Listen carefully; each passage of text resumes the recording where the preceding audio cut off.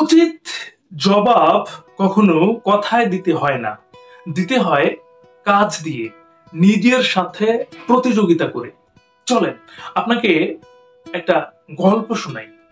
নামকরা ব্র্যান্ড ল্যাম্বরগিনির নাম তো আপনারা সবাই কম বেশি শুনেছেন, কিন্তু আপনি কি জানেন এই ল্যাম্বরগিনির মালিক একজন ট্রাক্টর মেকানিক?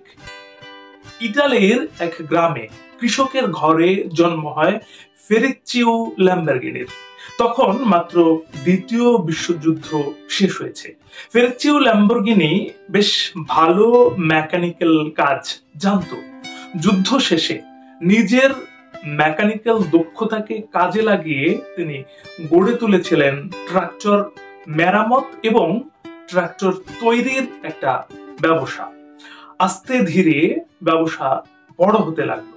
নিজের শখের জন্য একটা ফেরারি গাড়ি তিনি কিনে ফেললেন।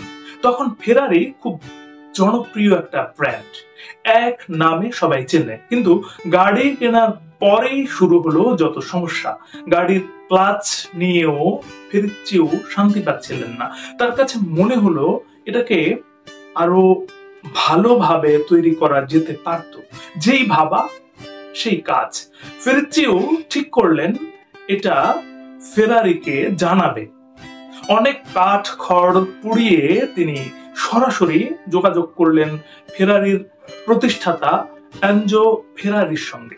এনজো ফেরারি প্রথমে তার কথা শুনলেন, তারপর বললেন, তুমি তো ট্রাক্টর বানাও, গাড়ির তুমি বোঝোটা কি? এই কথাটা মারাত্মকভাবে গায়ে লাগে ফেরিচিও ল্যাম্বরগিনির। ফেরারির অফিস থেকে বের হয়ে তিনি চলে আসেন। এরপর সিদ্ধান্ত নেন, আমি নিজেও এমন একটা গাড়ি বানাবো যা ফেরারিকেও হার মানাবে। অনেকগুলো বছর পেরিয়ে যায়। 1963 সালে ল্যাম্বরগিনি প্রতিষ্ঠিত হলো। ডিজাইন আর শক্তিশালী ইঞ্জিনের জন্য এটি রাতারাতি জনপ্রিয় হয়ে ওঠে। এরপর থেকে ফেরারির সঙ্গে শুরু হয় ল্যাম্বরগিনির হাড্ডাহাড্ডি লড়াই। ল্যাম্বরগিনি এ পর্যন্ত 2,30,000 গাড়ি তৈরি করেছে। পুরো বিশ্বে কোম্পানির মার্কেট ভ্যালুয়েশন 19.7 বিলিয়ন ইউরো। 2024 নভেম্বরের রিপোর্ট অনুযায়ী ল্যাম্বরগিনি এখন আমেরিকান মার্কেটে ফেরারির চেয়ে বেশি জনপ্রিয়। এখন একটু ভাবুন তো, সেই দিনের সেই ট্রাক্টর মেকানিক যদি এই জিদ না করত, যদি ভাবতো ধুর আমি শুধু আমার কাজটাই করি, তাহলে কি কোনোদিন ল্যাম্বরগিনি তৈরি হতো? গল্পটা এরকম হতো? এমন অনেক ধরনের বাধা বিপত্তি আমাদের লাইফেও আমরা পেয়ে থাকি, তাই না? মাঝে মাঝে মনে হয় এই বুঝি সব শেষ হয়ে গেল, আমাকে দিয়ে কিছুই হবে না।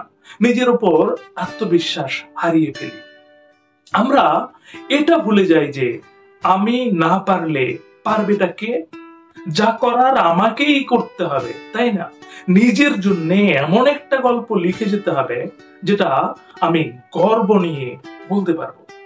অনেকেই আপনাকে নিয়ে হাসি ঠাট্টা করবে, পেছনে ট্রল করবে, বারবার থামিয়ে দেবে। নিজেকে এমন ভাবে প্রস্তুত করেন যেন আপনার কাজই একদিন আপনার হয়ে সেই জবাবটা দিয়ে দেয়। শেষ করছি আজ। তার আগে একটি কথা মনে করিয়ে দিই, এই পৃথিবী তাকেই সম্মান দেয় যে ইউনিক কিছু করতে পারে। আপনি ইউনিক কিছু করুন, ভালো শুনুন, ভালো থাকুন। ধন্যবাদ।